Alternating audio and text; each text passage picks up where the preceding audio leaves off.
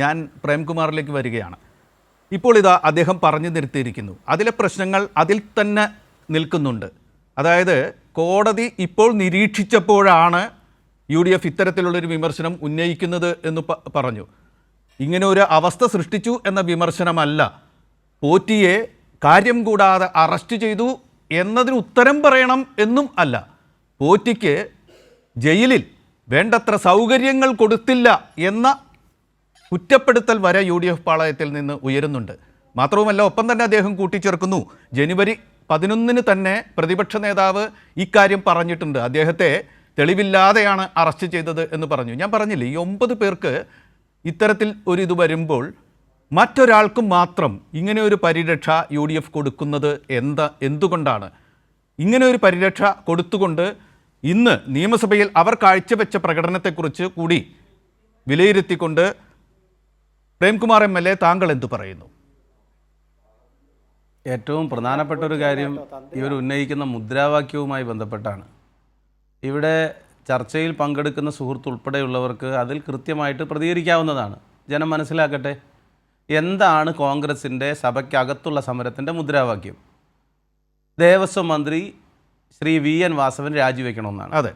എന്താണ് അദ്ദേഹത്തിൻ്റെ പങ്ക്? ഏത് നിലയിലാണ് ദേവസ്വം വകുപ്പ് മന്ത്രി VN വാസവൻ ഈ ശബരിമലയിലെ സ്വർണം അപഹരിക്കുന്നതുമായി ബന്ധപ്പെട്ട പ്രശ്നത്തിൽ പങ്കാളിയാകുന്നത്? അദ്ദേഹത്തിൻ്റെ പങ്ക് എന്താണ്? രണ്ടാമത്തെ ഒരു കാര്യം, പ്രതിപക്ഷ നേതാവ് ഇന്ന് സഭയ്ക്കകത്ത് ഇല്ലാത്തത് കൊണ്ടാണോ എന്നറിയില്ല, UDF 2 MLA വീതം ഇതേ വിഷയം ഉന്നയിച്ച് സഭയ്ക്ക് പുറത്ത് അവിടെ ഉപവാസം ഇരിക്കുന്നതിന്, സമരം ഇരിക്കുന്നതിന്, സത്യാഗ്രഹം ഇരിക്കുന്നതിന് ഇതുവരെ ചുമതലപ്പെടുത്തിയിരുന്നു. പക്ഷേ എന്നാൽ ഇന്ന് അത് കാണുകയുണ്ടായില്ല. എന്താണ് അതിൻ്റെ കാരണമെന്ന് മനസ്സിലായില്ല. കനകലുവിൻ്റെ സിദ്ധാന്തവും നിർദ്ദേശവുമൊക്കെ ഏൽക്കാതായി പോയോ എന്ന് കോൺഗ്രസ് തന്നെ ശങ്കിച്ചതാണോ എന്ന് ഈ സന്ദർഭത്തിൽ അങ്ങനെയും സംശയിക്കാവുന്നതാണ്. മൂന്നാമതായി പറയാനുള്ളത്, ഈ വിഷയത്തിൽ കോൺഗ്രസിൻ്റെ ആത്യന്തികമായ നിലപാടെന്താണ്? ഡിവിഷൻ ബെഞ്ചിൻ്റെ അന്വേഷണത്തെ നിങ്ങൾ ഏത് നിലയിലാണ് കാണുന്നത്? പോലീസ് അന്വേഷണത്തെയും ഡിവിഷൻ ബെഞ്ചിൻ്റെ മേൽനോട്ടത്തിലുള്ള വളരെ കൃത്യമായ അവരുടെ കൂടി മാർഗനിർദ്ദേശങ്ങൾക്ക് വിധേയമായി പ്രവർത്തിക്കുന്ന അന്വേഷണ സംഘത്തിൻ്റെ പ്രവർത്തനങ്ങളിൽ എന്തിനാണ് കോൺഗ്രസ് അവിശ്വാസം രേഖപ്പെടുത്തുന്നത്? നാലാമതായി ഏറ്റവും പ്രധാനപ്പെട്ട മറ്റൊരു ചോദ്യം, എങ്ങനെയാണ് ഈ സംഘം, ശബരിമലയിൽ സ്വർണം പോയി എന്നുള്ളത് സത്യമാണല്ലോ, 2004 പോറ്റി ആദ്യം അവിടെ എത്തുന്നത്. അദ്ദേഹത്തിന് പ്രധാനപ്പെട്ട ചുമതലകളും ഉത്തരവാദിത്തങ്ങളും ഒക്കെ അവിടെ ലഭിക്കുന്നത് ഏത് ഭരണകാലത്താണ് എന്നൊക്കെ നമുക്ക് കൃത്യമായിട്ട് അറിയാലോ. അപ്പോൾ എങ്ങനെയാണ് ശബരിമലയിൽ ഈ നിലയിലുള്ള സ്വർണം കട്ടവരും സ്വർണം വാങ്ങിയവരും അതിനിടനില നിന്നവരും എല്ലാവരും കൂടി എങ്ങനെയാണ് സോണിയാഗാന്ധിയെ കാണാൻ എത്തിയത് എന്നതിൻ്റെ ഒരു വിവരം സ്വാഭാവികമായും നമ്മുടെ നാടിന് അറിയേണ്ടതല്ലേ? എന്താണ് അതിൻ്റെ കഥ? എങ്ങനെയാണത്? ഏത് സാഹചര്യത്തിലാണ് ഇത്രമാത്രം സുരക്ഷിതത്വമുള്ള അഥവാ സെക്യൂരിറ്റി ഉള്ള ഒരാളെ കാണാൻ കരുണാകരനും GK മൂപ്പനാർക്കും പ്രിയപ്പെട്ട ഇപ്പോഴത്തെ MP ശശി തരൂരിനും ഒന്നും കാണാൻ പ്രയാസമുള്ള സോണിയാഗാന്ധിയെ എങ്ങനെയാണ് സ്വർണം കട്ടവരും സ്വർണം വാങ്ങിയവരും അതിനിടനില നിന്നവരും എല്ലാവരും ചേർന്ന് കണ്ടത്? ഇതല്ലേ യഥാർത്ഥത്തിൽ സമൂഹത്തിന് മുമ്പാകെ ഉയർന്നു വരുന്ന ചോദ്യം. ഇതിൽ ഗവൺമെൻറ് അതിന് നേതൃത്വം നൽകുന്ന മുഖ്യമന്ത്രി സ്വീകരിച്ച നിലപാട് എന്താണ്? അതിലെന്തെങ്കിലും അവ്യക്തതയുണ്ടോ? ഈ പ്രശ്നത്തിൽ കമ്മ്യൂണിസ്റ്റുകാർ ഉൾപ്പെട്ടിട്ടുണ്ടെങ്കിൽ അവരെ രക്ഷിക്കണം എന്ന് മുഖ്യമന്ത്രി പറഞ്ഞോ? രക്ഷിക്കാൻ എന്തെങ്കിലും നീക്കം നടത്തിയോ? പൊതുജനം ഇതെല്ലാം കാണുന്നില്ലേ? ഉപ്പ് തിന്നവരാരായാലും വെള്ളം കുടിക്കും. അഴിമതി നടത്തിയ ആരായാലും ഏത് പാർട്ടിയിൽപ്പെട്ടവരായാലും അവർക്ക് രക്ഷയുണ്ടാകില്ല. അവരെന്ത് തെറ്റാണ് ചെയ്തത് എന്നതിനെ സംബന്ധിച്ച് അന്വേഷിച്ച് കൃത്യമായിട്ടുള്ള വിവരം പുറത്തു വരട്ടെ എന്ന നിലപാടല്ലേ സർക്കാർ സ്വീകരിച്ചത്? മടിയിൽ കനമുള്ളവനെ വഴിയിൽ ഭയക്കേണ്ടതുള്ളൂ എന്ന് ആവർത്തിച്ച് സർക്കാർ പറയല്ലേ?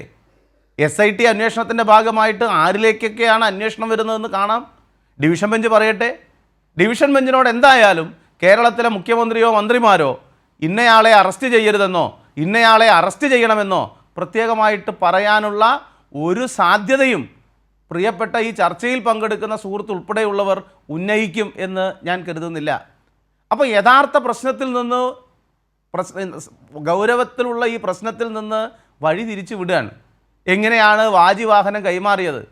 എങ്ങനെയാണ് കോൺക്രീറ്റ് കൊണ്ട് തീർത്ത കൊടിമരം ചെതല് പിടിച്ചു എന്ന് പറയുന്നത് ഏത് സാഹചര്യത്തിലാണ്?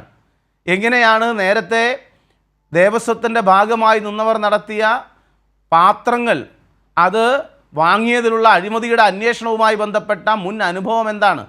കോൺഗ്രസ് എങ്ങനെയാണ് നമ്മുടെ നാട്ടിലെ പൊതുസ്ഥാപനങ്ങളെ കൈകാര്യം ചെയ്തത്? അതിലേതെങ്കിലും നിലയിൽ അഴിമതി നടത്തിയിട്ടുള്ള ഒരു അന്തരീക്ഷം കോൺഗ്രസിൻ്റെ കാലത്തുണ്ടായിട്ടുണ്ടോ? അതിൽ വസ്തുതയുണ്ടോ? അത്തരക്കാരെ സംരക്ഷിക്കുന്നത് ആരാണ്? ഈ ചോദ്യങ്ങളെല്ലാം സമൂഹത്തിന് മുമ്പിലുണ്ട്. അതിനോടെല്ലാം കൃത്യമായി പ്രതികരിക്കാൻ നിശ്ചയമായും കോൺഗ്രസിൻ്റെ ഭാഗമായി നിന്നുകൊണ്ട് ഒരാൾക്ക് കഴിയും എന്ന് ഞാൻ കരുതുന്നില്ല. ഇന്നത്തെ സമര രീതി നമുക്ക് നോക്കാം. ഇന്ന് സമര രീതി നേരത്തെ മുദ്രാവാക്യം വിളി മാത്രമായിരുന്നു. ഇന്ന് നടുത്തളത്തിൽ ഇറങ്ങിയിരിക്കുകയാണ് UDFൻ്റെ MLA മാർ. അവർക്ക് മുദ്രാവാക്യം വിളിക്കുന്നതിൽ നേരത്തെയുള്ള ഒരു ശൂരത്വമില്ല, ഒരു താല്പര്യമില്ല.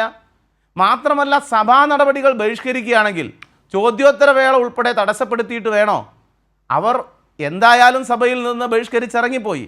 എന്നാൽ എന്തേ ആദ്യം തന്നെ സഭയിൽ നിന്ന് ഇറങ്ങിപ്പോകാതിരുന്നത്? സഭയിൽ അവരുടെ ഹാജരെല്ലാം രേഖപ്പെടുത്തി പ്രതിഷേധം അറിയിച്ച് ഉടനെ ഇറങ്ങിപ്പോവുകയല്ലല്ലോ ചെയ്തത്. എന്തിനാണ് പിന്നെ സഭയിൽ ബഹളം വെച്ചത്? ഏത് തലത്തിലാണ് ആ ബഹളം അവസാനിപ്പിച്ചത്? ആരാണ് ബഹളം അവസാനിപ്പിക്കാൻ മുൻകൈയെടുത്തത്? എന്തിനു വേണ്ടിയാണ് ഏറ്റവും പ്രധാനപ്പെട്ട ബില്ലുകൾ ഇന്ന് ചർച്ച ചെയ്യുന്ന പൗരത്വ ഭേദഗതി നിയമം നടപ്പിലാക്കി ഇന്ത്യയിലെ ജനങ്ങളെ മതത്തിൻ്റെ അടിസ്ഥാനത്തിൽ പൗരത്വം നൽകി അവരെ എല്ലാ നിലയിലും വേട്ടയാടുന്നതിനു വേണ്ടി രാജ്യത്തെ സംഘപരിവാർ നേതൃത്വം നൽകുന്ന ഗവൺമെൻറ് മുന്നോട്ട് വരുമ്പോൾ അതിൽ നിന്ന് കേരളത്തിലെ ജനങ്ങൾക്ക് പരിരക്ഷയുടെ കവചം മതനിരപേക്ഷ കേരളം ഉയർത്തിപ്പിടിക്കുന്ന ഒരു സന്ദർഭത്തിൽ എന്തേ അതിൽ ചർച്ച ചെയ്യാൻ ഞങ്ങളില്ല എന്ന് പറയുന്ന നിലപാടിലേക്ക് കോൺഗ്രസ് എത്തിയത്? നാടിൻ്റെ പ്രധാനപ്പെട്ട പ്രശ്നം ചർച്ച ചെയ്യാനുള്ളതല്ലേ നിയമസഭ? എന്നാൽ ഞങ്ങൾക്ക് ചർച്ചയിലൊന്നും പങ്കില്ല, ഞങ്ങൾ ചർച്ച ചെയ്യുന്നില്ല, ഞങ്ങൾ ഞങ്ങളുടെ പ്രതിഷേധം രേഖപ്പെടുത്തി ഞങ്ങൾ ഇറങ്ങിപ്പോവുകയാണ്. അങ്ങനെ ചെയ്യുന്നുമില്ല. ബാനർ പിടിക്കാൻ ബാനർ പിടിച്ചു, മുദ്രാവാക്യം വിളിച്ചോ മുദ്രാവാക്യം വിളിച്ചു, നടുത്തളത്തിൽ ഇറങ്ങിയോ നടുത്തളത്തിൽ ഇറങ്ങി. അതെല്ലാം ഒരു വഴിപാടാക്കി നടത്തി സഭ ബഹിഷ്കരിച്ച് ഇറങ്ങിപ്പോകുന്ന കോൺഗ്രസ്, UDF എന്ത് സന്ദേശമാണ് കേരളത്തിന്, ജനാധിപത്യ സമൂഹത്തിന് നൽകുന്നത് എന്നാണ് അങ്ങ് സൂചിപ്പിക്കുന്നത്? ഞാൻ ഒരു സമര രീതിയെയും പുച്ഛിക്കുന്നില്ല. കേരളത്തിൻ്റെ ധനകാര്യ വകുപ്പ് മന്ത്രി ശ്രീ ബാലഗോപാൽ അവിടെ നിന്ന് സംസാരിക്കുന്ന സമയത്ത് മുദ്രാവാക്യം വിളി വരികയാണ്. എവിടെയാണ് ബാലഗോപാൽ എന്ന് നിങ്ങളൊന്ന് നോക്കൂ. എന്ത് തരം, ഞാൻ പറയുന്നത് പ്രതിപക്ഷ നേതാവ് വസ്തുതാവിരുദ്ധമായ കാര്യങ്ങൾ പറയുന്നു, നുണ പറയുന്നു എന്ന് പരക്കെ ആക്ഷേപമുണ്ട്. പക്ഷേ ആ പറയുന്ന നുണ ഏറ്റുവിളിച്ച് ഏതറ്റം വരെ എത്തി കേരളത്തിലെ പ്രതിപക്ഷ അംഗങ്ങൾ സഭയ്ക്കകത്ത്? കേരളത്തിൻ്റെ ധനകാര്യ വകുപ്പ് മന്ത്രി നിന്ന് സംസാരിക്കുന്ന സമയത്ത് ധനകാര്യമന്ത്രിയെ കാണാനില്ല എന്ന് പറഞ്ഞ് മുദ്രാവാക്യം വിളിക്കുക. എവിടെയാണ് ബാലഗോപാൽ എന്ന്, മന്ത്രി ബാലഗോപാൽ എവിടെയാണെന്ന് മുദ്രാവാക്യം വിളിക്കാൻ? ഇതെല്ലാം നമ്മുടെ സമൂഹം കാണുന്നുണ്ട്. ഇതിനെയെല്ലാം ന്യായീകരിക്കാവുന്ന നിലയിലേക്ക് ഒരു തരത്തിലും കോൺഗ്രസ് എത്തുക എന്ന്, അഥവാ കോൺഗ്രസ് എത്തുക എന്ന് പറഞ്ഞാൽ എന്താണ് അതിൻ്റെ എല്ലാം അർത്ഥമെന്ന് നമ്മുടെ നാട് കൃത്യമായി പരിശോധിക്കേണ്ടതുണ്ട്.